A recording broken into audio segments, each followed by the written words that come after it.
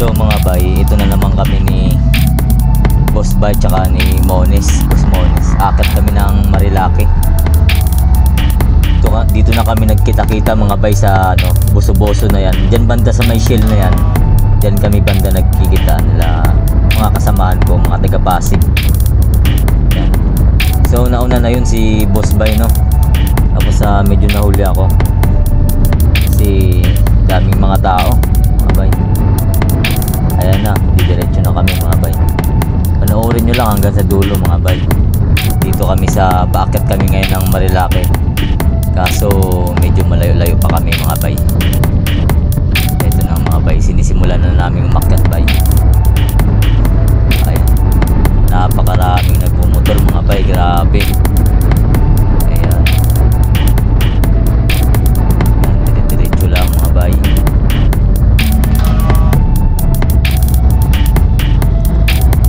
Ito yung araw ng ano bay, Sunday yata to.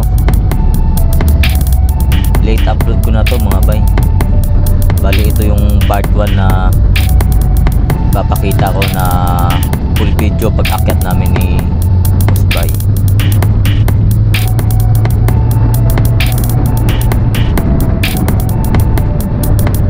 Ayan si Boss Bay, na nauna na si Boss Bay sa akin konti, ano, nagkasunod kami. Naka rider 150 Fi siya. Kaya medyo matulin-tulin talaga yung takbo niyan kaysa sa akin. Bihira ko lang mahabol yan. Grabe yung mga kanya. So down chill ride lang naman kami. Mamaya ko na i-upload siguro yung mga part 2 nito. Ayan siya. Shout out Boss Bay. Sumasaludo sa akin eh pag nakita ako.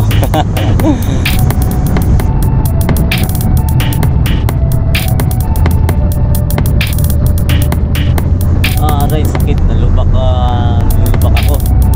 Grabe naman yung lubak na yun.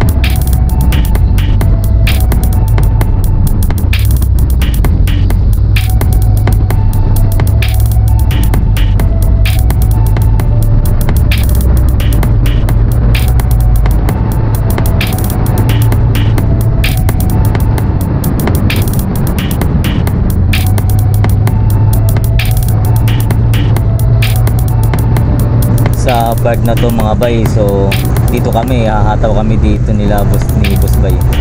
Ayun, hindi nga basta-basta mahabol talaga yan dahil ang tulin niya, no, nakaka-80 na ako.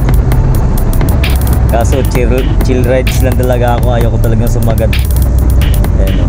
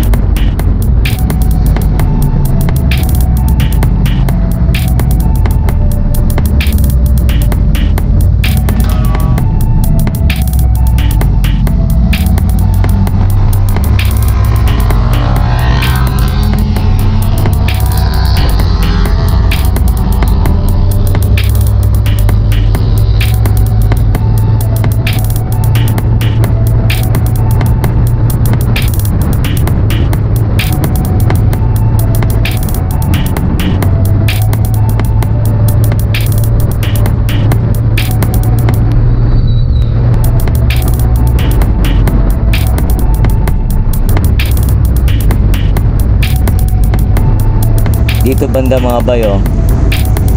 Alam ko dito banda, umahataw ako dito eh. Dahil nga paakyat ko kasing Marilaki na to kasi talaga. Si Boss Bay nakasunod yata yun sa akin sa likod eh. Dito talagang rumaratrat ako dito, oh. Kaso pumapatak lang ng 80, grabe naman, oh. Ang bilis ko na nga nito mga bay. Ayan, oh. Paakyat na kami yan ng Marilaki mga bay.